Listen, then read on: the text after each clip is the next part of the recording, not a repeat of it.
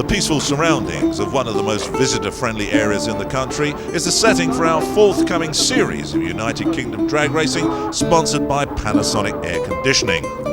We're here in the heart of the Warwickshire countryside at Stratford-on-Avon. Yes, deep in the heart of Shakespeare country, for a look at the stars, cars and motorcycles who will be racing in this season's Super Series. That's all taking place at Avon Park Raceway, just south of Stratford. And already some of the locals are simply getting themselves in a flap to get to their seats.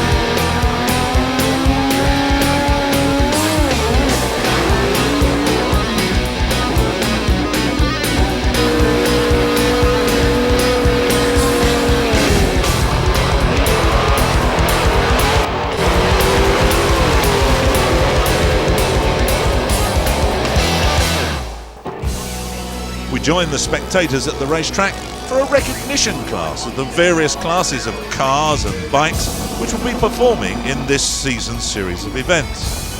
From street bikes up to 2,000 horsepower saloon cars, the Super Series has something for everybody. We're going to start with Super Street. This is where two cars will race one another to reach the top end in front of their opponent, but not go quicker than the time restrictor on the index of 10.9 seconds. Supergas, such a famous class, legends in the world of drag racing. Here we drop down a second. This is where these cars will race the quarter mile. Electric start line reactions is what the drivers are looking for away from the start line, and then attempt to get to the top end of the track in front of their opponent, but not go quicker than 9.9 seconds. This produces some really exciting racing.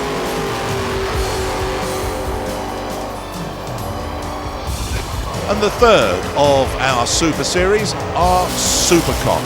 These are for vehicles which run the quarter mile, not in 10 seconds, not in 9 seconds, but in 8.9 seconds. Again, looking for electric start line reactions. And these guys are only in their second year of competition, but already the fields are starting to grow. Well, if you're a motorcycle fan, don't worry, we've got something for you.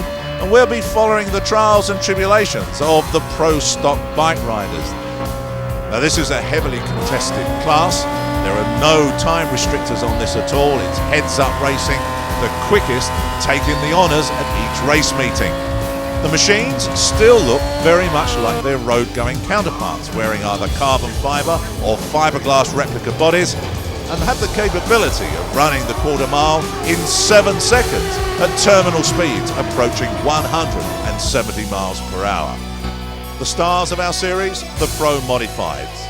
Let's talk to all of the drivers in turn about their hopes and aspirations for this season, and starting with a man who has yet to win a race. That's it, boy. Still a little virgin, boy. A little baby virgin. What's going to happen to Michael Cheeley and this beautiful Calibra? Are you going to try and put in a big engine? I would do, John, if I could afford it, but at the present moment, I've just moved house, and unfortunately, house has to come before car at the present moment. Mike, are you serious? You're actually putting your home life first? Well, no, building the garage. Well, you can see why they call him Cheerful Mick Cheeley, always laughing. Here's a team that never laughs. They just get on with the business. The 67 Camaro of Gordon Appleton. 1997, number 2 in the championship, behind Andy Robinson. 1998, you're second in the championship, behind Andy Robinson. Any secrets up these sleeves here? No secrets at all. I'm getting a bit fed up with this number 2. I built this car to be number 1, and that's what we intend to be this year. What sort of amendments have you made to try and achieve that? A lot? Has it been sitting in the garage just sort of staring at the ceiling over the winter, or have you been burning the midnight? It's been sitting in the garage staring at the ceiling for longer than it should have been, but in this last month there's been quite a thrash on it, and we've got a spare engine now which we're going to bring into play a bit later in the season, and we really hope we're going to do it. Because you had a bit of a last meeting, I remember last year, the engine let go in a big way at Santa Pod. Was that a costly business for you? It wasn't quite as big as it looked, but yeah, it was still quite costly, and that was one of the reasons for getting a spare engine. But we've now got 2 engines that we're going to interchange through the year, and hopefully we'll be there. Just out of interest, how much is a spare engine for one of these 200-mile-an-hour cars? I couldn't afford to buy a new one. A second-hand one, $25,000, and new one's $45,000. It's an expensive sport. It certainly is. Well, one of the men to be reckoned with there, Gordon Appleton, a man who uses the power of an 11,000 plus cc engine, as does this man, returning to Pro Modified after a short sabbatical, Dave Pollen from Edmonton in North London, driving his Ford Mustang, this year with a new engine combination, which he hopes is going to lift the fortunes of the Pollen family up to the top of the tree. To be competitive in this class, you have to run 6 seconds at 200 miles per hour. New engine in the car this year. You're a man who I've known for years and years and years. You're coming back really with a bit of a vengeance this year. We certainly hope so. We've got the best combination we can possibly afford, and we're just hoping that we get some more track time into sort of get it to come to fruition. Now, you're an all Ford setup now, aren't you? That's right, first time ever. I've never owned a Ford engine before in my life. And how are you finding it? Because, I mean, this engine you've got in here belonged to a past Pro Mod champion many times over. Are you finding working with it quite easy? Because you are a dyed-in-the-wool Chevrolet man. That's right. It's very difficult. I mean, the thing's got so much torque, it just keeps lifting the front 2 foot off the floor, and that's no good for drag racing. We want to go forwards, not up. Another one of the main competitors in this class, Neil Taylor from Salisbury in Wiltshire, who drives this beautiful Ford Probe. Another man relying on mega horsepower, 11,000 plus cc's. That gives him somewhere in the region of 1,500 horsepower, and that can stretch it up to 2,000 horsepower with the addition of nitrous oxide. Last year, first 6 second run. How is it shaping up for 1998? Oh, I'm very pleased with the progress so far, John. We made some changes in the car over the winter. New crew this year. Kev, my crew chief's the only guy from the last season. Just when we get the high spots knocked off of it, we should be back on form again and looking for better this season. Well, there you are, a confident Neil Taylor, but this is the man and the team they're all trying to beat. Last year's Pro Modified champion, Andy Gus to his friends Robinson with his Rover, and a man who is on a charge to do well this year. We had a very good first meeting at Santa Pod last weekend. Off the trailer we ran 6.85 at 2:02 at the box, which stunned everybody, including us. We were very pleased. Went on to win the meeting with a string of 6.8s, all over 200 mile an hour, the final being a 6.82 at 2:03. So yeah, we're very pleased. Tell us a little bit about the amendments that you've made to the car, because it is radically different to the car that we loved and watched you drive all through 1997. Yeah, sure. Originally we were trying to get another body shell from a major manufacturer and come out with like a new car.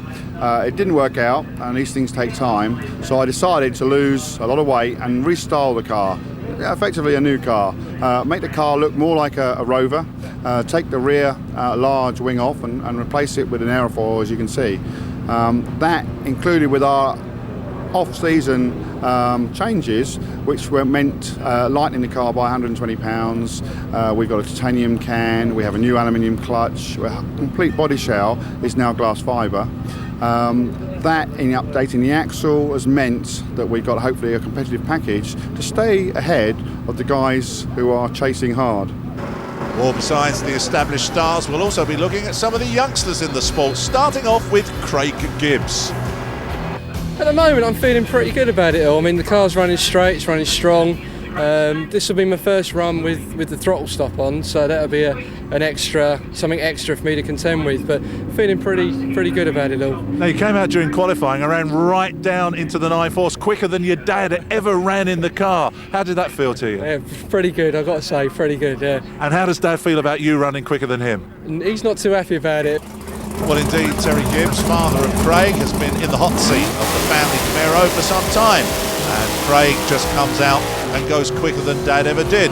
Now, in this particular meeting at Avon Park Raceway, we only managed to see 1 or 2 races before the rain came down and stopped it all. But one of these races was Craig Gibbs coming up against his first outing at Avon Park Raceway, a very experienced driver in the form of Kev Moore and the Big Willis. That huge leap away from the line really got Craig going in fine form, and he causes Kev Moore to break out. He goes under the 990 index, so this young man wins.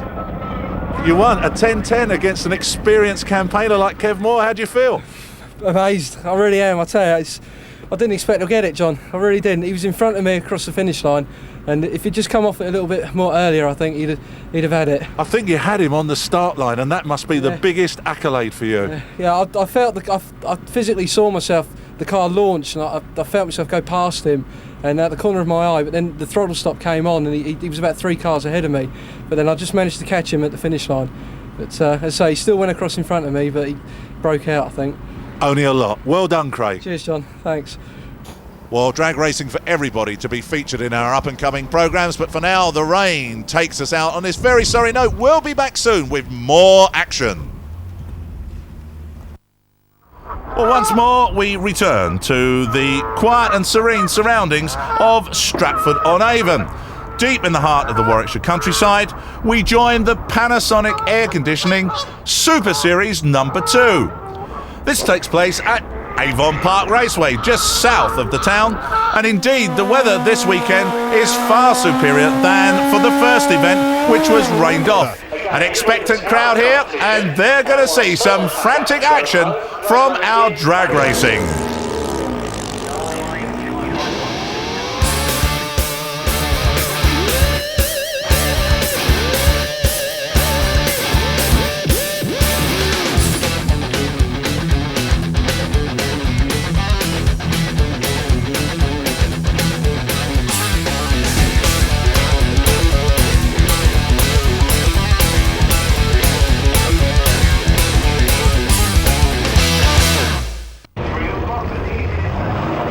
Well, here we are then, looking at the classes we're going to be watching in this number 2 of the Super Series, and it's all about Super. The vehicles that run on a Super index, they run to a time code. They cannot go any quicker in Super Street than 1090. Here we look at Super Gas, the legendary Super Gas Wars, where the time of 990 is the limiter. The first one to the top end who doesn't go quicker than 9.9 is the winner of the race, and the big brothers of all of those are the Super Comp, where the time is 8.9. That's the time restrictor. For you bike fans, we got these amazing machines, the Pro Stock bikes, and our stars, the Pro Modifieds, 200 miles per hour in 6 seconds. And we're also going to be following the trials and the tribulations of the youngest man in the event this weekend. This turns out to be Spencer Tram. He's from Cambridge, he's 21 years of age, and he's been involved in the organisation of drag racing through his mother and father for a good number of years. So why has he suddenly decided to step into the hot seat of a proven race car owned by John Webster?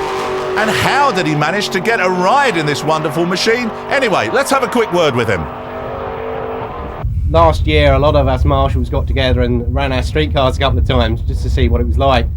And John Webster, being a good friend of Paul the Marshal and all that lot, got involved and asked me if I wanted a race. So it progressed where I went to a press day and had a passenger ride in the car, and he said, as I'm not racing Avon Park this year, would you like to have a go? So me, the mug that I am, jumps at the chance. The Supergas car that you're in is so totally different from driving a road car. It is, yeah. It's been quite a quick learning process. I only had like 330 runs at a test day a week before this meeting, so coming out and then having to do a quarter like on the first day of qualifying was quite frightening. I had to get it right straight away. Well, you certainly seem to be running the right numbers. I mean, does the car just lead you rather than you lead the car? Reasonably, as long as you do relatively the right things and shifting the light comes on and that kind of stuff, it's relatively okay. But you've just got to get all the procedures done in the right order. Well, talking about that lady, Paula Marshall, she was our #1 qualifier here in her Camaro, and Spencer finds himself up against her in the first round of competition. Good start line reaction for Spencer Tram. They're really charging hard. They don't want to go quicker than 9.90. Who gets there first? It's Spencer. Let's have a word with the loser. Well, any excuses then, Paula?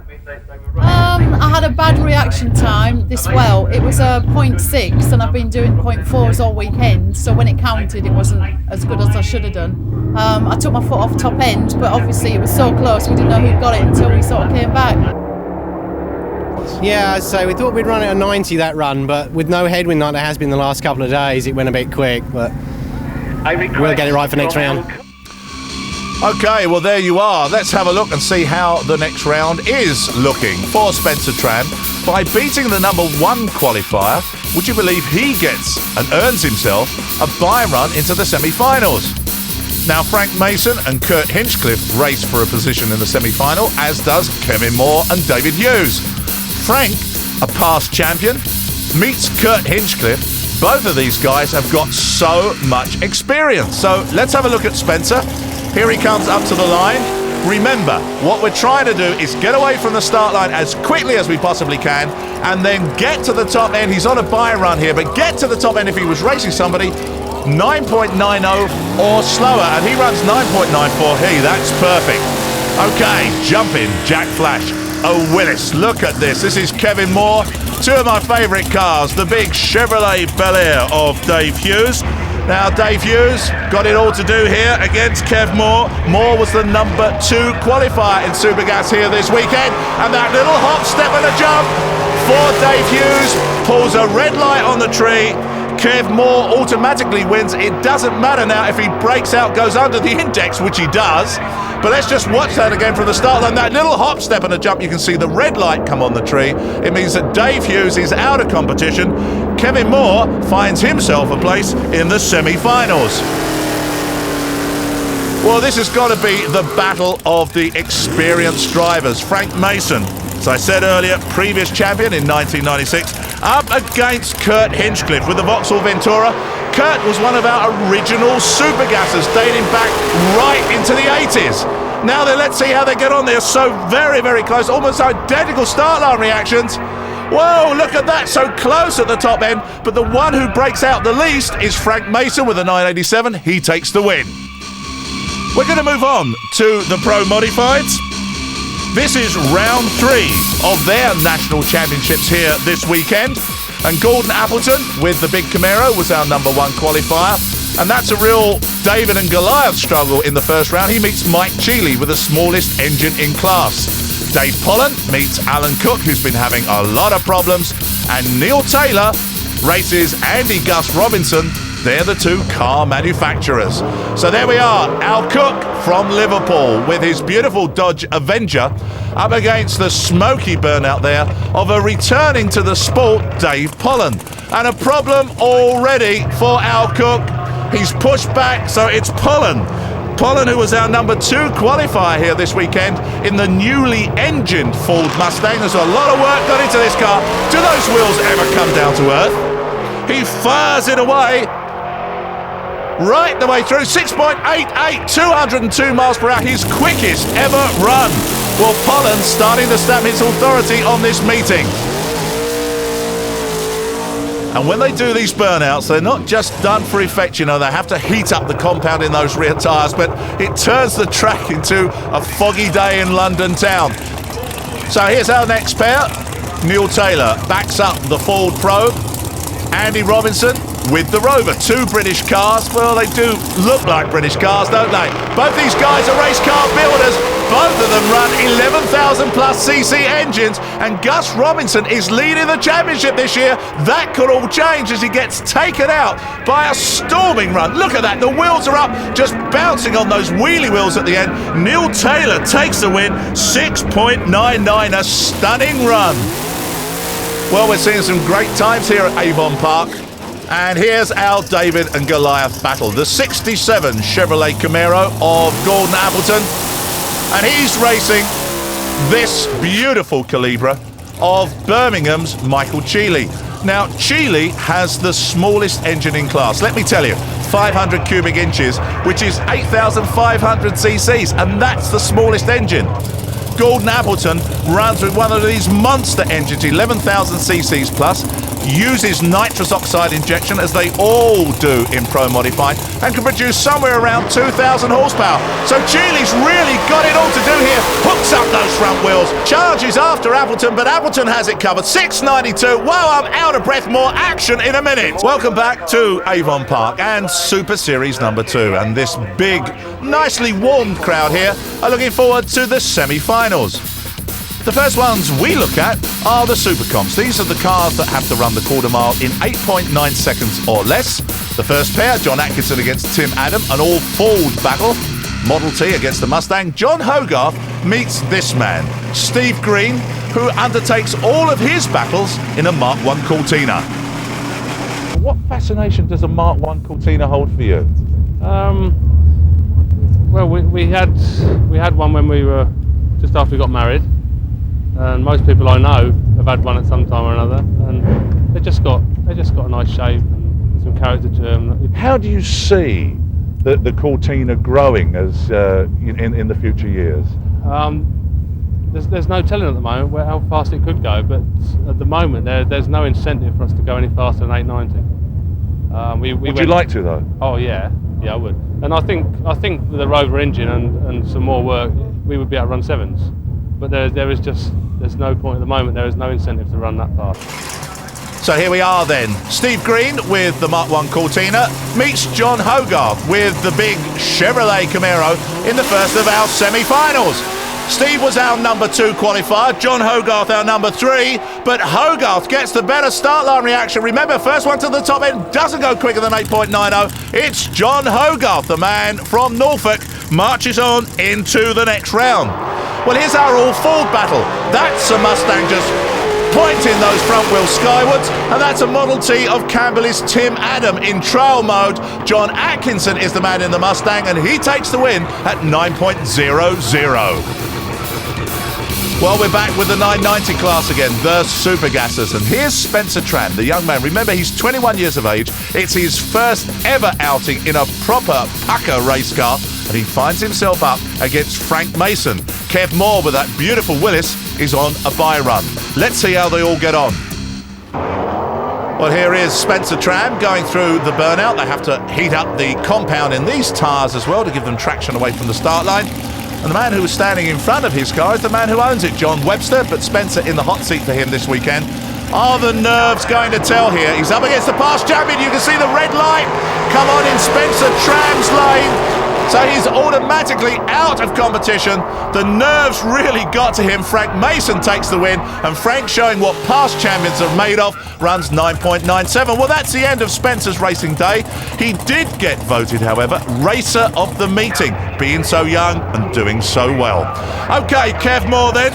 Another man from Nuneaton in Warwickshire. Look at this beautiful view from behind of this Willis. That high tail on there. Good start line reaction. He's looking for 9.9. He's on a bye run. Doesn't matter if he goes underneath the index. And he does just that, 9.86. Okay, here's the slowest of all of our super classes. This is the 1090 class, the super street cars. Now, John Bush has already done away with Keith Dole, who drives a Pop. John Bush in his Camaro finds himself on a bye run into the final. But we'll take a look at the Jaguar versus the Mustang. This is Bob Lees, the man from Bristol, with his blue Meanie Mustang. Big block Ford power underneath the hood there. And the green with envy Jaguar of Lee Morris. It's all colours, isn't it, this time? This is a replica E-Type, but still runs with an XK 3.8 six-cylinder engine. And the start line marshal holds his hands up as to say, I wonder what went wrong there, because Bob Lee's pulls are red. Automatically hands the win to Lee Morris. So that puts Lee into the final.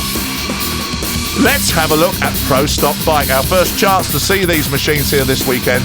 Dave Beck, a previous Pro Stock Bike champion, qualified number 1 with the only 7-second run during qualifying. He finds himself against the only Yamaha in the series, and Len Padgett and Chris Tombleson are 2 Suzukis battling for a place in the final. So they have to go through the same burnouts. This is Paul King going with his very, very smoky burnout. His machine is based around a 1200 Yamaha FJ. Dave Beck coming up to the line, the man from Nantwich in Cheshire. His machine is based around a Suzuki GSXR. These machines very, very fast away from the start line. Paul King gets down across the tank, but it's not enough to prevent the onward motion of Dave Beck. Beck takes the win, 7.9. He's going to be difficult to beat this weekend. Here's Len Padgett. Len's from Southampton. He was our number 3 qualifier, running an 8.19, and he finds himself up against Chris Tombleson, who was a number 2 qualifier. But things are strangely silent on Tombleson's side of the track. There's a problem. The starter will not fire up the bike. Tombleson holds his head in shame, and Len Padgett powers his way through into the final, where he meets Dave Beck. Poor Chris Tombleson. The bike was willing to go. The starter let him down. Well, it is so fast and furious here at Avon Park. Super Series 2 really giving us some great racing. So here we are in the semi-finals of Pro Modifieds. Gordon Appleton's on a bye run into the final. And on the other side of the ladder, the 2 Fords, Pollen against Taylor. Let's have a word from both of those drivers. You've got a toughie in the next round, you know. Absolutely. Dave Pollen running out there 6.88. 6.88, and he's been on it all weekend. Yep. He's very pleased with the new combination. As you know, he put a fresh engine in over the winter that used to belong to Alan Packman, the ex-Pro Mod champion. So there's an awful lot of tunes and technology that goes with that engine anyway. But yeah, we're looking forward to it. Drag race with Dave is always exciting, and he's a bit of an old poker player, is Dave. So we'll be up for a good bun fight, that's for sure. Yeah, we had a lot of help from the guy, Alan, who we bought the engine from. He was here on Friday and Saturday with us and helped us sort the car out. We had a few little tricks that he told us and how to get it down the track, and to be honest, we're just using our settings. Well, I've got to tell you, I was right behind you on the start line when you went on that run, and it was Dave Pollen straight as a die. Did it feel like that? It was quite boring, actually. Quite boring at 200 plus miles an hour, 688. I mean, you're starting to worry everybody else in the class now. We hope so. That's what you're here for, isn't it? That's right. Yeah. Well, good luck for this afternoon. Any more little tune-ups going into the car, or are you going to run it as it is? Because you've got Neil Taylor in the next round. He's also in the 6s. Between you and me, we're going to keep it exactly as was. And the next meet, we might be popping a few bigger numbers. Well, here he is then, Dave Pollen, sitting in the hot seat of the Mustang, and there the crew open the door for Neil Taylor and arm up the nitrous oxide, that laughing gas which helps the horsepower of these machines by some 30%. This is going to be close. Well, they're away together. Slightly better start line reaction for Neil Taylor, but Pollen drives by. Dave Pollen takes the win, 6.88 to a lose-out 7.32. Pollen really is on one this afternoon. 203 miles per hour. This is really going to set the cat amongst the pigeons. Gordon Appleton now has seen Dave Pollen run a 6.88. Now he would like to run quicker than that to get lane choice in the final. He knows he's meeting Pollen in the final. Let's see how he gets on. This man, who is a factory owner from Newbury in Berkshire, powers the Camaro away, looking to go quicker than 6.88 for that lane choice. He does it, 6.85 into the final with lane choice. And while we say that, let's go to all of our finals.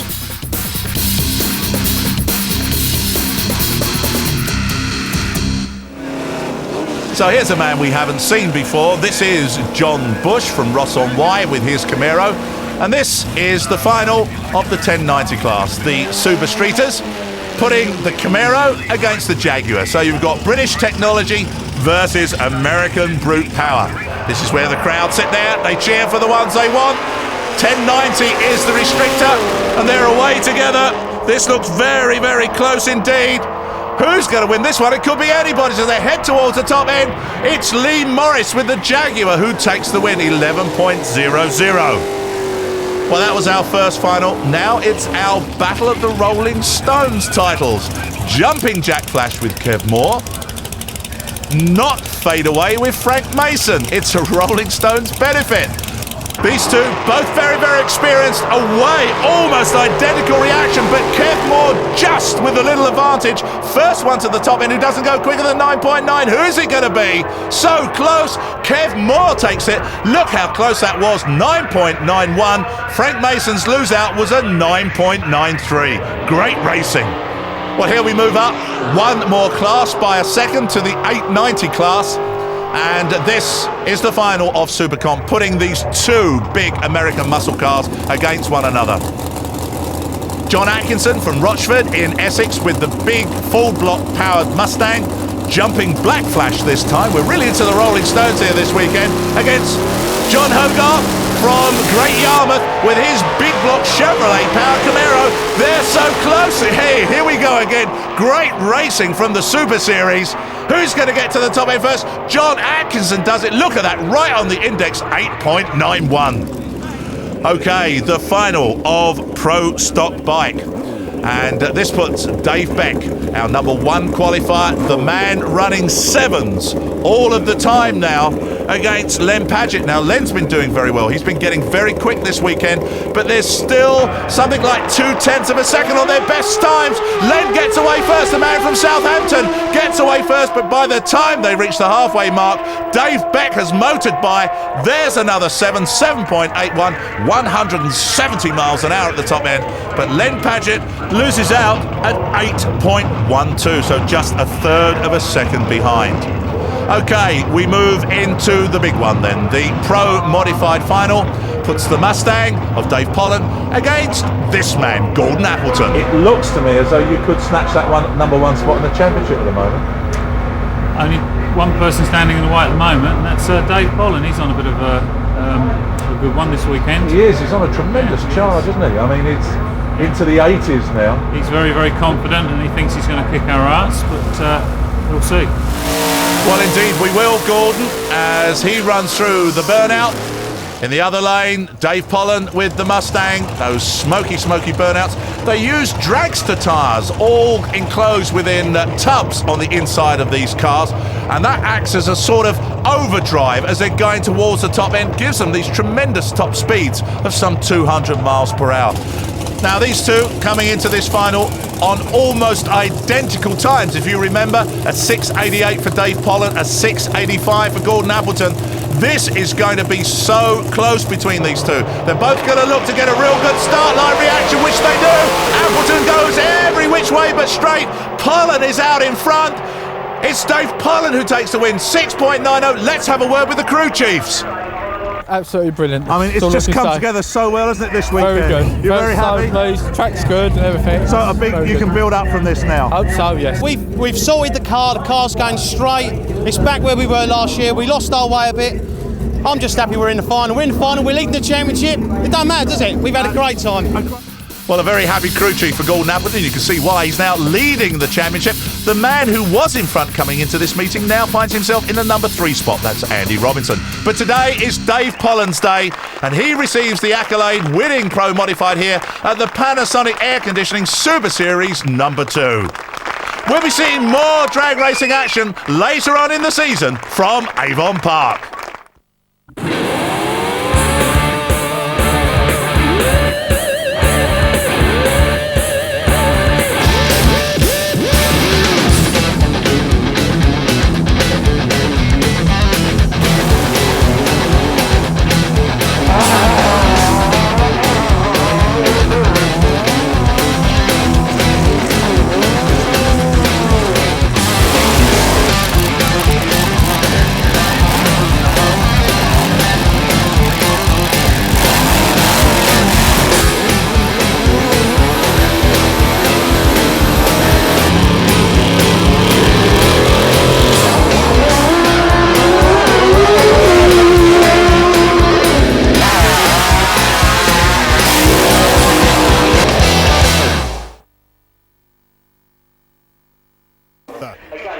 drivers out of competition, and once does want to pack up and go home, road racing.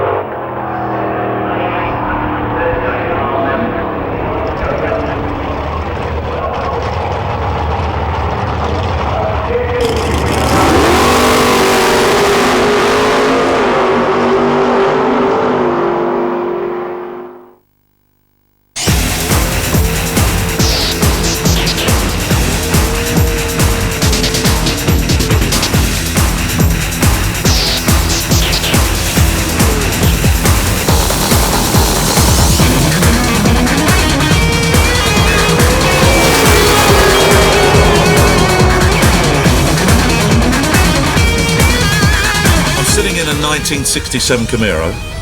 Loosely based round. Loosely based. I mean, I know you're a little bit smaller than I am. It's a very, very snug fit. Just take me through what you would do in a run. Let's say that the car started, I've gone through my burnout, I'm now coming up towards the start line. Where do I go? There are so many knobs, whistles and hooters in here. What do I do? It's basically the same with a clutch, a brake and an accelerator, but assuming you've backed up after a burnout, you depress the clutch, engage first gear over here. That's this one here? That's that one and there. Push that forward? Push that forward so that's in first gear. So I've got a gear lever for each gear here. You nudge up until you get your pre-stage bulb on. Right, yeah. Which time you then put some brake pressure on, say 500 pound of brake pressure. You lock it on with that button, which is your first gear shift. So push this button in. That's it. And then let my foot off of the brake. And then let your foot off the brake. The brakes are now locked on. I'm holding them on with this button. You're holding them on with that button. Sounds perilous to me. Right, what happens next? You now nudge your way forward into full stage. Okay, so here I am. I've got both staging lights on, so almost like a road car. I'm slipping the clutch a little bit, easing the car into stage, and it's there, and it's being held on by the brake on here. That's correct. Okay, so here I come. When you get both bulbs on and your green light comes, you just sidestep the clutch, and within less than a second you shift into second gear with this lever. So have I floored it now? You floored it. I'm absolutely floored, and off I go, and so then a light will come on and tell me when to change gear? The light will come on and tell you when to change gear, but it will be less than a second, so you've got to be real quick on that first shift. Less than a second. So then I have to... I've already let go of that. Pull the lever. Pull the lever back. That's it, and then watch for the next light, which will be about another second and a bit. And then, as I told you, separate lever for every gear. Pull that one back. Oh, that hurts. And then another light. Another light, and then fourth gear. And then in top. That's it. You're now doing 170 miles an hour. And where am I on the racetrack? I've done 220 yards. So I'm halfway along. So here I am, 170 miles an hour, and now I just go for the ride. That's it. Okay, we're through the finish line. I've gone through. What do I do now? Dump the clutch. Dump the clutch. So clutch back on. Hit the parachute. Parachute is deployed. Ignition off. Ignition off. Fuel pumps off. Fuel pumps off. Nitrous off. Nitrous off. And then coast to a stop. Do you know, I think I've just flown Concorde.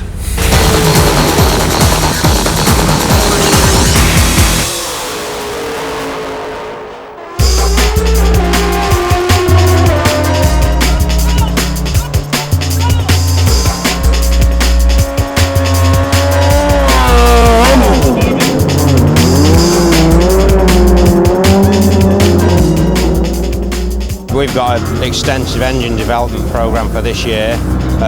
This is just what we expected it to run this weekend, and then it's going away and being all revamped, coming out with a little bit more power, leaning on it a bit more. So you're looking for this championship this year then? Yeah, and we're looking to run fast. You know, we want to go towards 180 mile an hour and 750s this year. What do these bikes handle like at 180 miles an hour? I don't know, I haven't done 180 yet, but 170s, you know, on this track it's fine because it's so smooth, it's just walk in the park.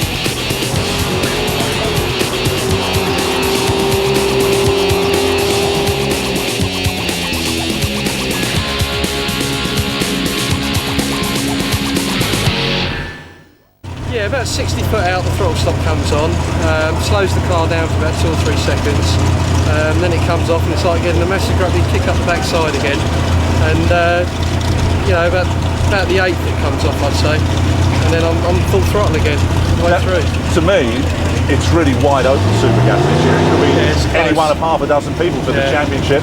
You looking forward to the race today? Oh yeah, definitely.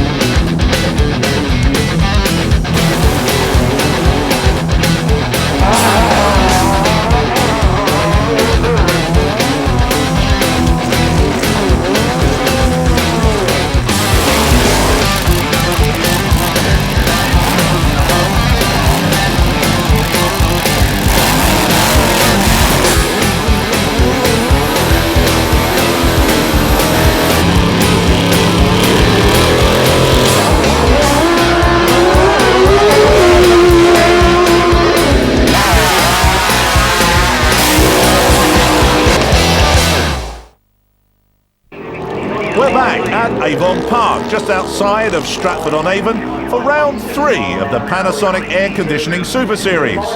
We're now well into the season and championship titles are now within reach. So, let's go drag racing!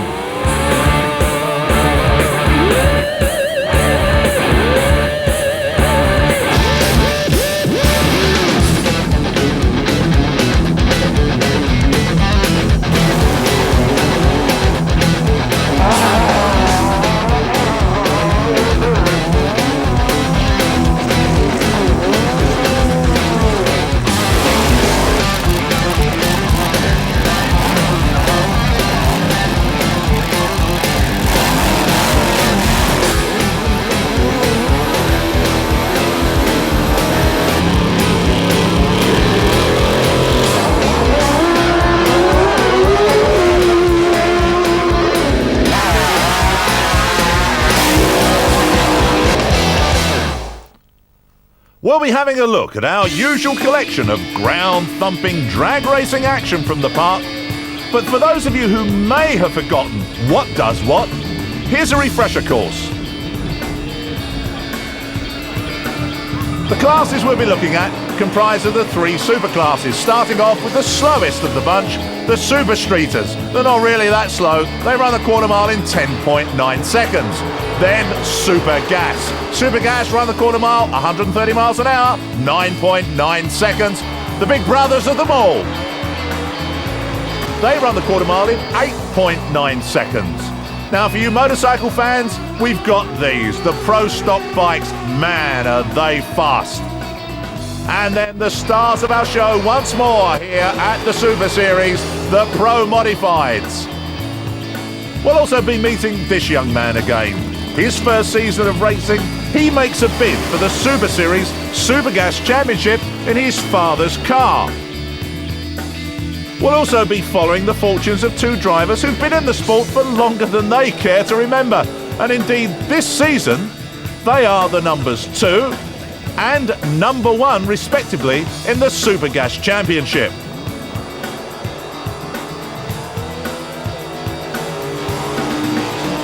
And we'll find out what goes on behind the car from the lady who is behind the man who is behind the wheel.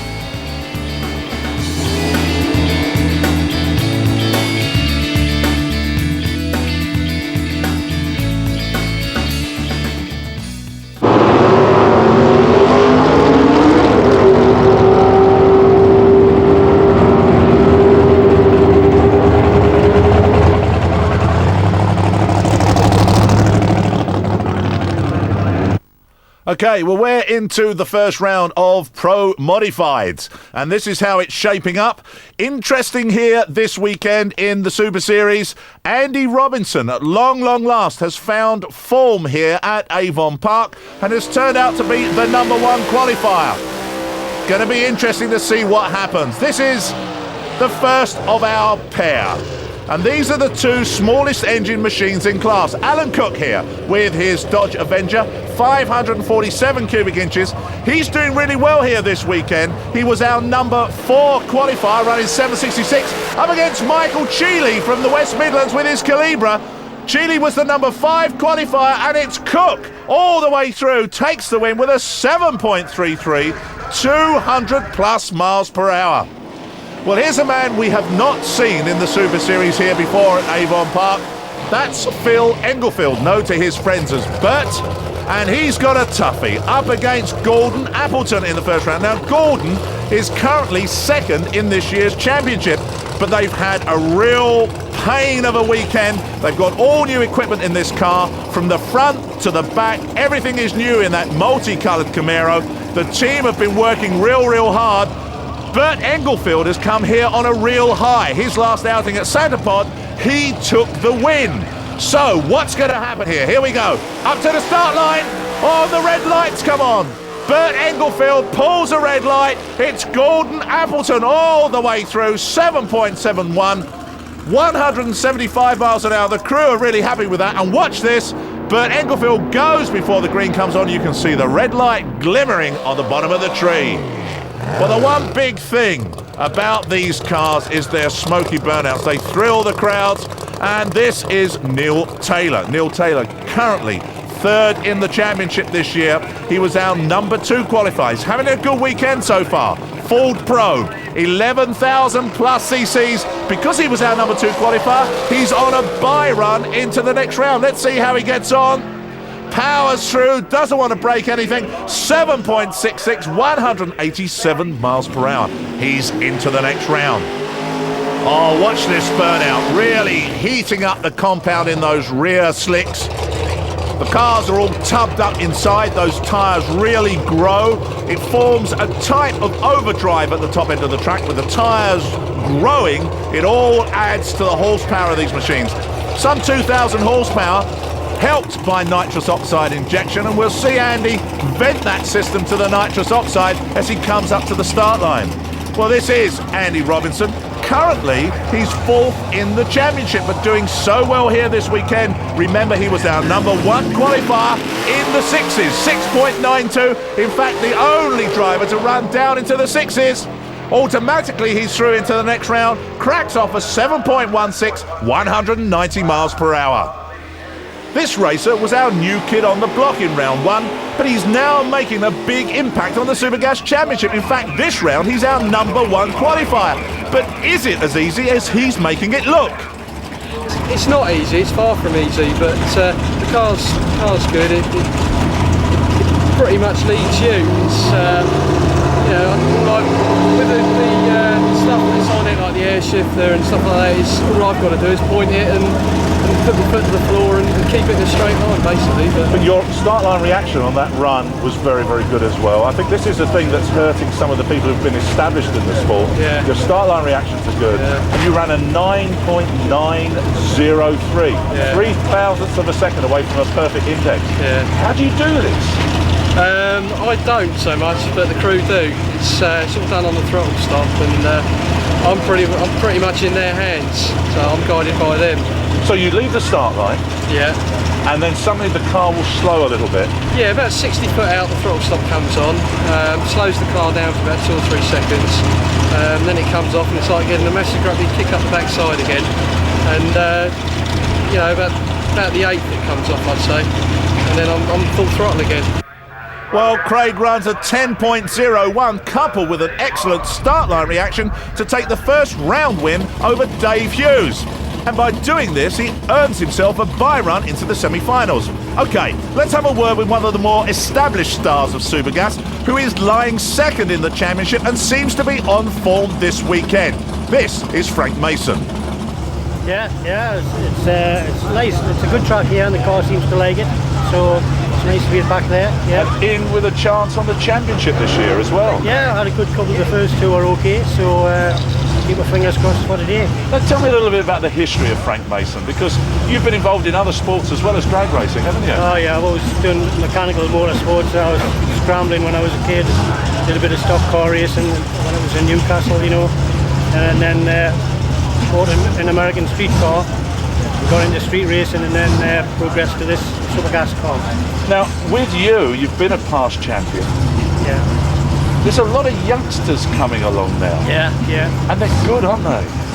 Yeah. That makes it a problem for us, you know, us old fellas. So getting on a bit, we've got to try that a little bit harder, you know. But sometimes we can be up for it, you know. We can manage it sometimes. The camaraderie is good, though. Oh yeah. We tell them, you know, one or two things, but not everything, you know. So try to keep a few little cards close to our chest, you know. What's your secret, Frank? I have no idea. Well, if I told you, I have to kill you. Thanks a lot, Frank. Well, he meets Roger Butterworth in the opening round, and he runs right down to the correct index, a 9.92, with an excellent start line reaction. Okay, Kev Moore then, currently leading the championship. This is one of the beautiful cars in Supergas racing. This high wing, this very bulbous body. This is a 1940s replica Willys with a big block Chevrolet engine underneath the hood. In round one, he finds himself up against Simon Oxbury with that huge leap away from the start line. But it is Kev Moore all the way through. Kev, a great start line reaction and runs 10.10. A lose there for Simon Oxbury. Well, this sets us up quite nicely. In the next round, it puts our two mature drivers against one another. Frank Mason with the Not Fade Away Rolling Stones title, up against Jumping Jack Flash from Kev Moore, the man from the West Midlands, Rolling Stone title. We've seen this before, I'm sure, the Battle of the Rolling Stones. And this race could decide the outcome of the championship at the moment. And Kev Moore seemed to get away first. Let's watch and see what happens at the top end. The win goes to Frank Mason. There's a red light in Kev Moore's lane. Let's watch that again. And away from the start line, Kev Moore is out first, but as he goes past the Christmas tree, we can see that red light glowing. We're moving into the next round of Pro Modified, and this is how it shapes up. Andy Robinson, our number one qualifier, meets a getting much better Al Cook, and Neil Taylor, who was our number two qualifier, meets Gordon Appleton. But we go to that first pair, first of all, which puts the Rover of Andy Robinson against the all-American car, the Dodge Avenger of Liverpool's Al Cook. Now, Al is doing so well here this weekend. In Super Series number 2, he was beset with problems. In fact, I don't think he put a real run in anger. But this weekend, all the way through qualifying, all the way through eliminations, he's been getting quicker and quicker. But of course, he's really got to turn it on here because he's up against the number one qualifier who is running in the sixes. Here we go. And it is, in fact, Al Cook who gets away first. A better start line reaction. And that really gets Andy Robinson putting pedal to the metal. And Andy runs another 6 to take the win. 6.87, 206 miles an hour. But congratulations to Al Cook. That's his quickest ever run at 7.10. Well done to the Liverpudlian. Okay, here's the second pair then in this semi-final round. And Neil Taylor, the man from Salisbury in Wiltshire, car manufacturer, race car builder by trade, so should know what he's doing in there. And this fantastic looking machine, the 1967 Camaro. That's what's underneath there somewhere. So it's Neil Taylor with the Ford Probe against Gordon Appleton with the Camaro, and there's problems immediately for Gordon Appleton away from the start line. The crew will be absolutely beside themselves with anger with that one. They've worked so hard, and it's Neil Taylor who takes the win. Good start line reaction. He's through into the final with a 7.74. Okay, into the semi-finals for one of our Super Series. The Super Series means that cars are restricted by a time index. In Super Gas, it's 9.90. Craig Gibbs against Spencer Tram. Paula Marshall against Frank Mason. So you've got it all there. You've got the battle of the sexes, you've got experience, you've got the youngsters. And the first pair we see puts the two youngsters against one another. Spencer Tram going through the burnout there with John Webster's Sierra. Now, he is buying this car from John Webster, so it's a learning curve for him. But up against this man who's on a roll here this weekend, the Panasonic Camaro of Craig Gibbs. Nerves once more have played an important part in Spencer Tram's race day, because he red lit away from the start line. An almost perfect run from Craig Gibbs, 9.95, and just watch this little hop. See that? That brings the red light on the Christmas tree. You can see Terry Gibbs, Craig's dad, leap for joy in the background. The red light's on the tree. Craig Gibbs punches the air in the car. He can see the red light in that opposing lane. He knows he's won. Okay, exciting stuff this. Here's our next pair then. Frank Mason. We've spoken to him today. Past Super Gas drag racing champion, up against the lady from Rushden in Northamptonshire. That's Paula Marshall. Paula at our last meeting here was the #1 qualifier. What's going to happen this time? Well, it looks as though Frank was away first as they head towards the top end. 9.9 is the time restricted. They don't want to go quicker than that if they can. So Frank Mason gets there first. He breaks out by some 70 thousandths. But Paula Marshall, she takes the win. She only breaks out by 3 thousandths. She's through into the final. Wow. Two-wheel action now then. We're in with Pro Stock Bike. 3 Suzukis, 1 Kawasaki. That's a ZX-10. And it's to that machine we go first of all. Ray Debon in the saddle going through the burnout. Now this weekend really has seen a marked improvement in the performance of Ray Debon's machine. He's feeling quite happy. He was our #8 qualifier. But he meets in this semi-final round Len Padgett. Now, Padgett has been doing so well this weekend. He's lying second in the championship at the moment. Ray Debon currently lying 7th in the championship, so he's got it all to do here. And there's problems for him away from the start line. Maybe a missed shift, and these air shifter gearboxes all the way through with Lenny Padgett sits up after the run. And let's just watch poor Ray Debon. Everything went wrong for him. And Len Padgett takes the win with an 8.14, 161 miles an hour. So Len is through into the final. Well, the other side of the elimination ladder are these 2 Suzukis. This is a lady, Kerry Visick, again from Southampton.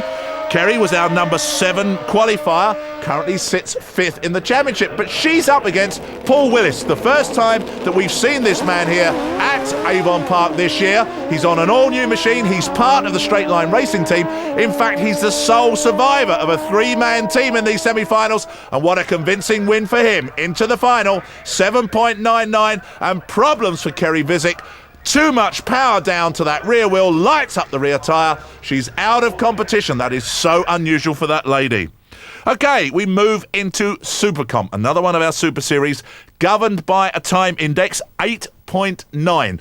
So there you are. They come up to the start line. They're looking for excellent electric start line reactions, and then it's the first one to the top end that doesn't go quicker than 8.9. Here's our #1 qualifier, the Rover V8 powered Mark I Cortina, nitrous oxide assisted, of Steve Green. He's from Milton Keynes, and he's up against this man from Great Yarmouth. This is John Hogarth with his wife Sharon out the front, and we'll be watching Sharon's antics. She really almost drives this car for John. She's in control the whole time. You always need somebody on the start line with it. Now then, what's going to happen here? 8.9 is the time restrictor. We've got a Camaro big block power Chevrolet engine in the Camaro. And you've got the #1 qualifier in the opposing lane, Steve Green. And Green away first. A great start line reaction for Steve Green. John Hogarth in chase mode right from the word go. Let's watch these numbers come up. Green gets it, 9.12, although John Hogarth ran an almost perfect 8.98, but he lost that on the start line. Now, let's go and see what happens behind the car. This is Sharon, and woe betide John. She tells me this, woe betide him if he gets it wrong, and we already know that he's going to lose here. She's spurring him on. John Hogarth loses out to Steve Green. Is Sharon going to throw a tantrum? No, today she's in a good mood. Mind you, I don't think I would like to be in the caravan when she gets back and deals with husband John. She lives for this drag racing. It's a great sport, but it can really wind you up at times. The interesting thing with this is that John Hogarth, at this point in time, was leading the championship. So this may all change after this particular race meeting. The other side of the ladder is a bye run for this man, so he can't break out on a bye run. He can go as quick as he likes. This is Rochford in Essex, John Atkinson with his big block Mustang, and it's just as well he can't break out on a bye run because he runs 8.83 underneath the index. Okay, we're into super street cars. Now, 10.9 may sound slow up against all of these other vehicles we've been looking at, but let me tell you, it isn't slow by any stretch of the imagination. And we got a good mix of cars in here. John Bush against Bob Lees, that's a Camaro, against a Mustang, and the other side of the ladder puts a Ford Pop against an E-Type Jaguar. What else? I mean, where else would you go and see a Ford Pop race an E-Type Jaguar? But that's exactly what's happened here. It's the first one to the top end that doesn't go quicker than 10.9. Neil Grant is in the Pop. Lee Morris is in the Jaguar. And it's Lee Morris who takes the win. 10.99 for him. He's through into the final. Here's our second pair. That's a Grand D Mustang of Bristol's Bob Lees against the man from Ross on Y. This is John Bush. So it's the all-American muscle cars governed by that 1090 index, and away they go. Almost identical start line reactions for the pair of them. And now it's who gets there first, John Bush or Bob Lees? Well, John Bush got there first, but he broke out, so Bob Lees takes the win and finds himself into the final. And talking of finals, let's wind up all of our finalists as we start off first of all with Super Street. We've just been watching them in their semi-finals, and so it puts this man from Bristol, Bob Lees, in his Grand D Mustang against the E-Type Jaguar of the man from the West Midlands, Lee Morris. Now, Lee is currently lying in fourth spot in the championship. Bob Lees is in second spot. So both of these could advance over the existing leading championship man, John Bush. And the win goes to the Jaguar of Lee Morris, but only just. He runs 10.92. He won this on the start line. Bob Lees' time was 10.91, 100th of a second quicker. Okay, we're into the final of Supergas, so this time it's the battle of the sexes. Both of these drivers are in Camaros. Craig Gibbs in the Panasonic car driving for his father. What a great weekend this young man has had. And Paula Marshall, that's her husband standing alongside her there. He's our chief starter and they're away together. But once again, it's out in front, Craig Gibbs. Paula Marshall drives by him but gets there first and breaks out. The Gibbs family celebrate. Craig Gibbs takes the win. What a perfect weekend for him, 9.93. Okay, Super Comps now. 8.9, don't forget, the time restrictor. It's an all-Ford battle. But what a different pair of Fords we have here. The Mustang, big block Ford, American V8 power in there. John Atkinson in the hot seat, and Rover V8 power in this Mark 1 Cortina of Steve Green. Now then, let's see how they get on. Green was our number one qualifier. Well, there's a problem for him. It's John Atkinson all the way, and with this win, Atkinson's going to take it. He runs through 8.84. He breaks out, but if we go back to the start line, we will see Steve Green goes before the green comes on and pulls a red on the tree. He's eliminated. John Atkinson with that win moves to the lead of the championship. Great race for him, well done. Okay, we move into the final of Pro Stock Bike. These machines are so fast. Carbon fibre or fiberglass replica bodies, all designed to channel the air into the carburetors. We got Paget closest to the camera against Willis, both of them on Suzuki's. Len Paget usually very quick out of the starting blocks, but not today. Paul Willis takes the win. That is a very, very popular win indeed. 8.07. Well, here we are, the big smoky burnouts announced side by side. The Pro Modifieds are here. And it's our numbers 1 and 2 qualifiers who find themselves, quite correctly in my view, in the final. Both of them running with British car bodywork, the Rover 800 of Andy Robinson. Now, Robinson at the moment, as I said earlier on, is sitting well down in the championship. He's 4th in the championship. 3rd in the championship is this man, Neil Taylor. So, it all revolves around this race. They're away together. Great start line reaction from the pair of them. They're really going very, very close at the top end. Andy Robinson takes the win and moves to the championship lead. 6.86. He was in the sixes all weekend, but here it is. Robinson now leads the championship. The man who was leading the championship, Dave Pollen, slides down to second spot, and joint second with him is Neil Taylor. But today's championship, well, the big trophy goes to Andy Robinson. The car manufacturer takes the laurels. Our final meeting from here is August Bank Holiday. More drag racing action. Make sure you come along and then tune in.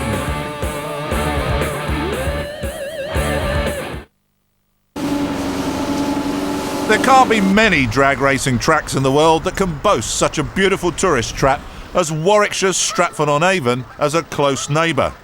But that's where we are for our programme, in the Shakespeare countryside, outside of Stratford-on-Avon at Avon Park Raceway. Marching bands and cheerleaders announce the start of the final round of the Panasonic Air Conditioning Super Series. So, as the competitors get ready and make their way to the start line, let's go drag racing.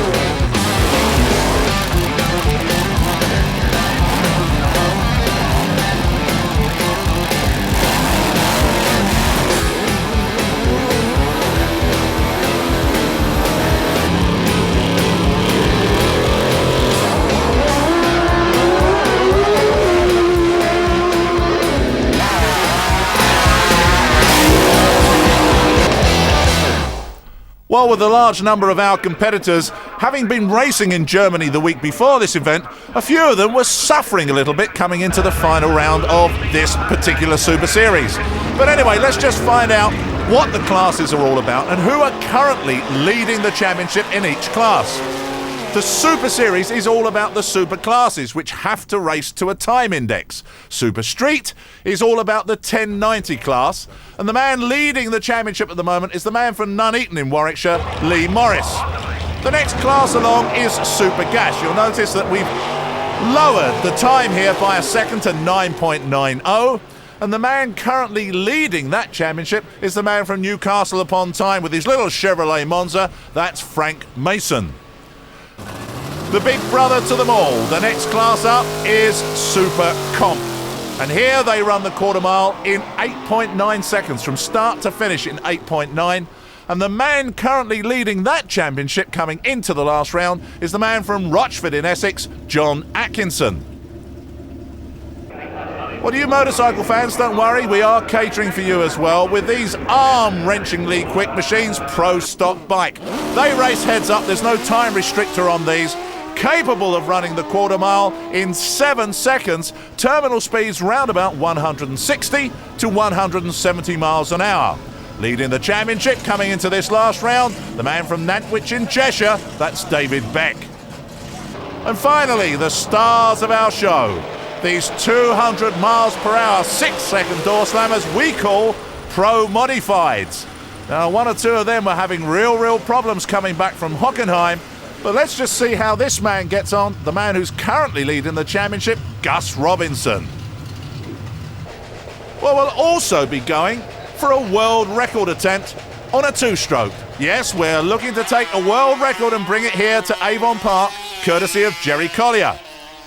We're also going for a driving test, would you believe it? In a 300-inch long dragster, you still have to pass your driving test to be able to race one of these in competition. And we'll see how Alan Jackson gets on. And finally, we're going with this man who just keeps going and going. In fact, how quick can you go on two wheels on a drag strip? All that and more a little bit later. Okay, well, let's get back to the racing classes. In Super Street, let's find out how the leading contender is feeling. Very confident now, yes. We had problems on Saturday and yesterday, and we got things right, got things sorted, and we're there now, we're on the numbers. Well, he certainly needs to be. In Super Street Car, there are only 70 points separating the top 3 competitors. Now, in the first round, the number 3 man, John Bush, is beaten by Neil Grant, and Lee Morris comes up against second place man in the championship, Bob Lees from Bristol, in his blue Mustang, who he dispatches with an 11.07 to 11.17 win. It's looking good for Lee. Now, once again, it's very close in the 990 class, with only 100 points covering the top 3. What thoughts does the third place man have? At the moment, I'm confident if I can get through the first round.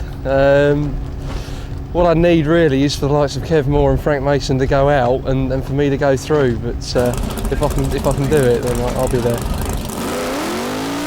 Well, in the first round, Craig Gibbs, who's been campaigning his father's Panasonic Camaro all season long, comes up against David Hughes with his Chevrolet Bel Air. Now, this is almost a repeat of the last round here at Avon Park when Craig Gibbs beat Dave Hughes. Well, it looks very, very close. A great start line reaction, but David Hughes makes Craig Gibbs break out. The 22-year-old goes out. There were such high hopes for him, and those huge wheel stands to no avail this time around. Craig, the number 3 contender, is out. Well, the number 2 man in the Super Gas Championship is Nuneaton in Warwickshire's Kevin Moore with this beautiful replica Willis. What are his thoughts on Super Gas racing? As you know, Super Gas is one of them classes that continues to improve. Everybody else is getting better, which means you've got to step your game up to match with them. We're feeling pretty good about this weekend. We haven't come here to become second. We want to win. So it's going to be a tough old day for you. We're not lying down, yeah. Great, okay. What about Kev Moore next year? Are you going to stay in Super Gas, or are you looking maybe... There's a lot of people joining the new class Super Com. What do you think about that? Yes, well, the car is built for that category anyway.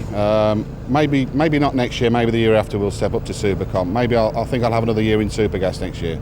Have you enjoyed your year at the Super Series? Absolutely loved it, John, every minute of it. It's been very well organised. I think it's a credit to everybody who's been involved with the organisation of it, and looking forward to 99. Well, Kev has really set his sights on taking the championship, but in the second round, he comes up against a strongly improving Tim Adam from Camberley in Surrey with his Roadster.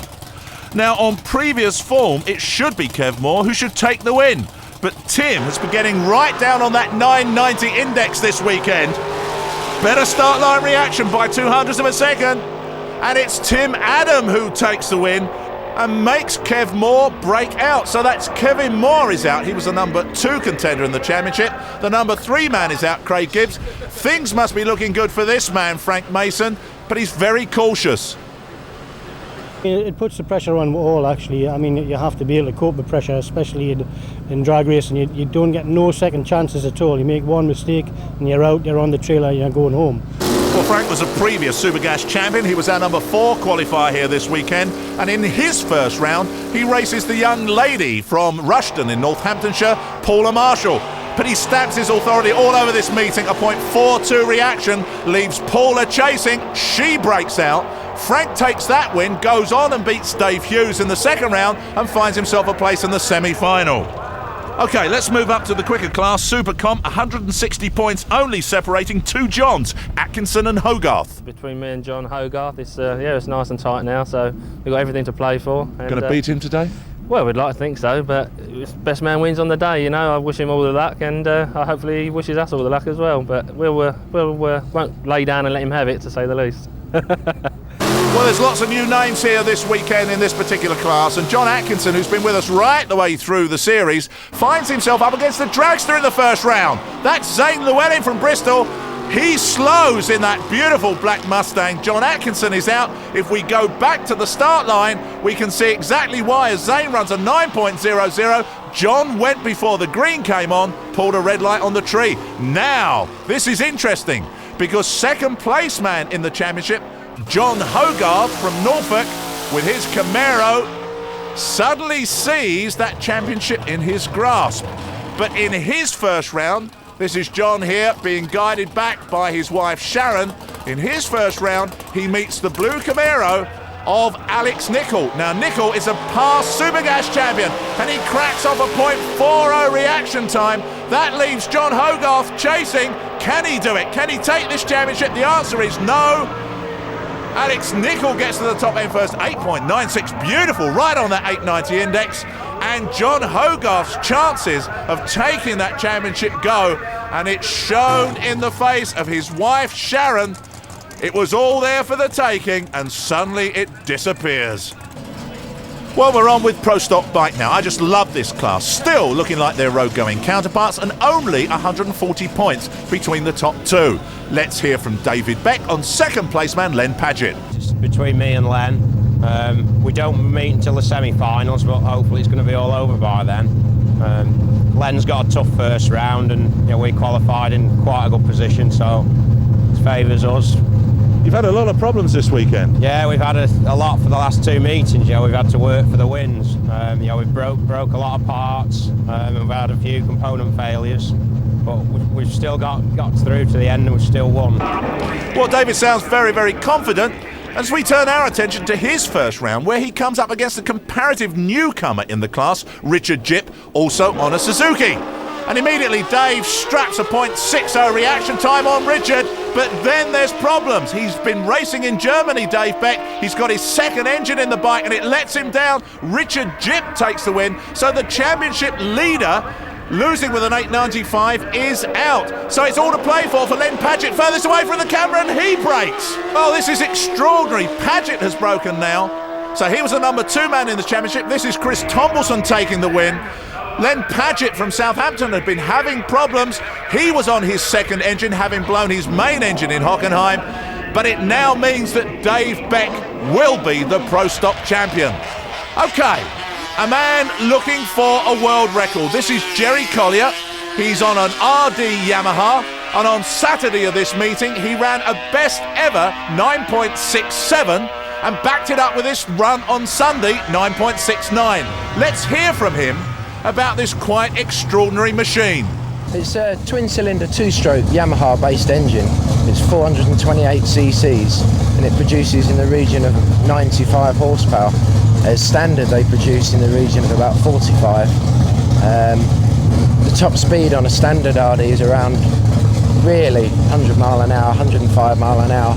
Mine will run through half track at 110 mile an hour and still accelerate to the end and run in the region of 130 mile an hour. Now, this world record has been held by a gentleman for quite some time before you took it off of him yesterday. Yeah. It's a 12-year-old record. A chap called Tom Turner, he has a big tuning company in the States, and this has been his baby ever since. He said no one can beat him, and we beat him. Well done, Jerry. Our first world record at the Super Series. All the racing to come in part 2. Plus, what happens when pro mods kiss?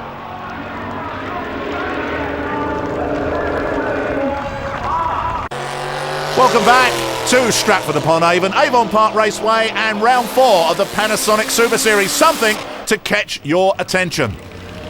This is a top fuel motorcycle in the hands of Phil Brackvogel. His brother Frank is out the front. He's the man who does all the wrenching, as they like to call it, on this machine.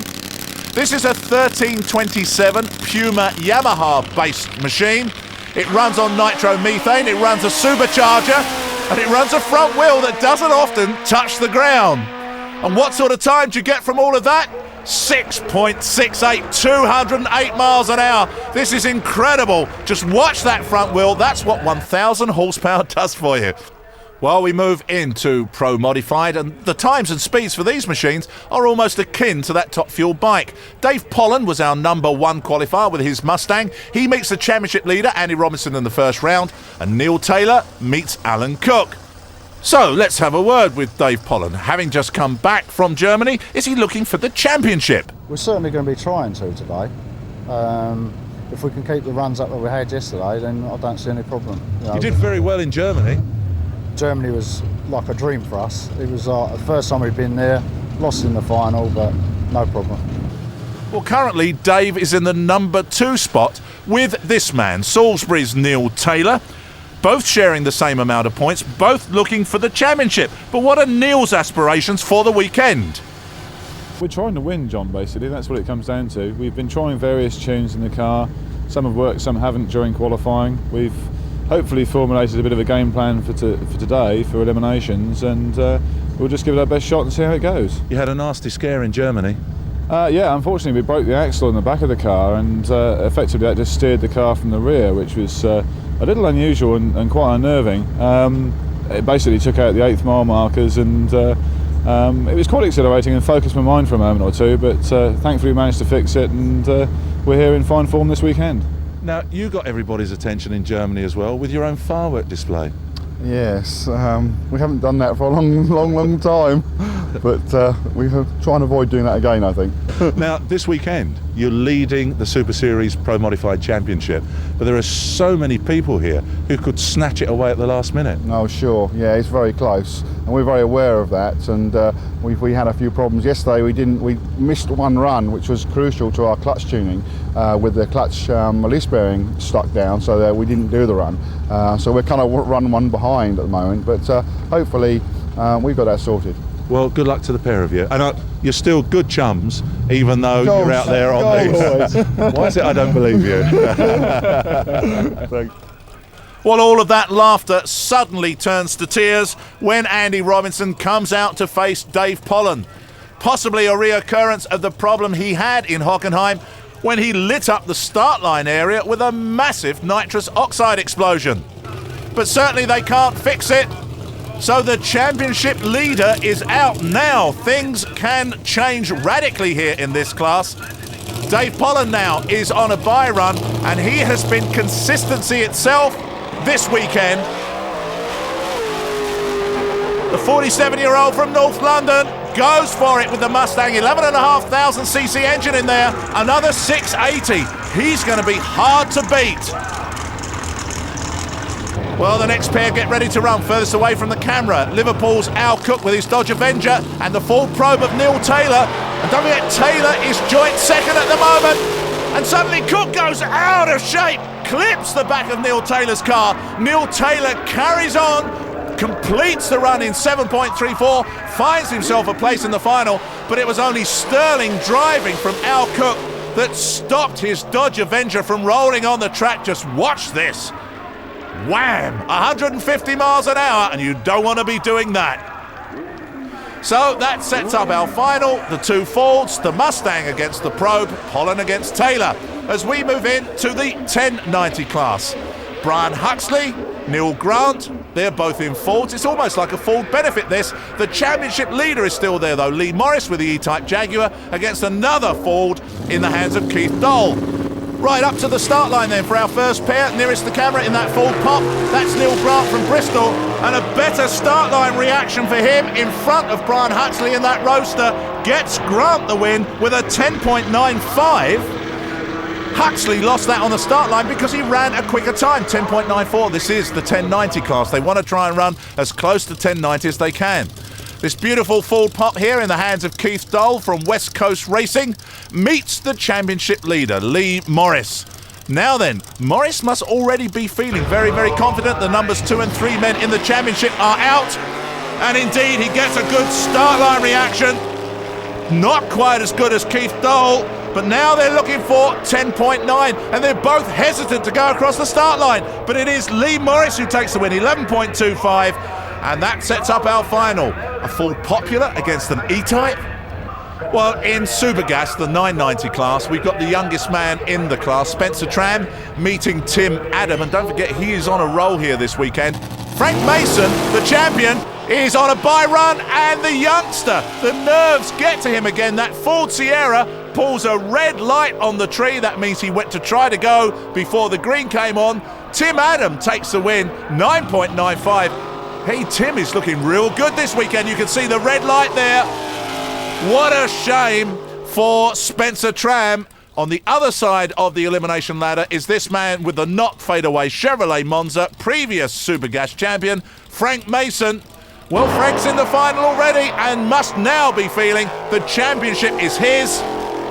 Is he going to look for 9.9? Let's see how close he gets. 10.01, that's good enough, and that sets up our final. Tim Adam, for the first time, is in the final against Frank Mason. In Supercomp, this is the 890 class. Steve Green from Milton Keynes was our number 1 qualifier with a series of 8.91s. But he's up against an emerging champion, Alex Nichol possibly. Zane Llewellyn with the dragster meets one of the most beautiful trucks on the drag racing track, a Willis pickup in the hands of Rich Fulton.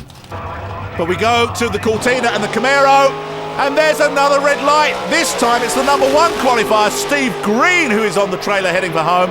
Alex Nichol takes the win here with a 41 reaction time and a 9:00 time. He's going to be hard to beat, and yet another red light. The nerves are getting to everybody.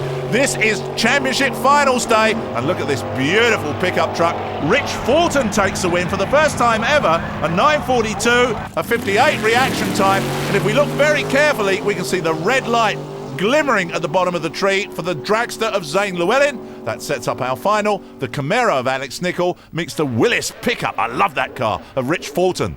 Okay, here we go into the Suzuki Benefit. Look at these guys, they're all on Suzukis in Pro Stock.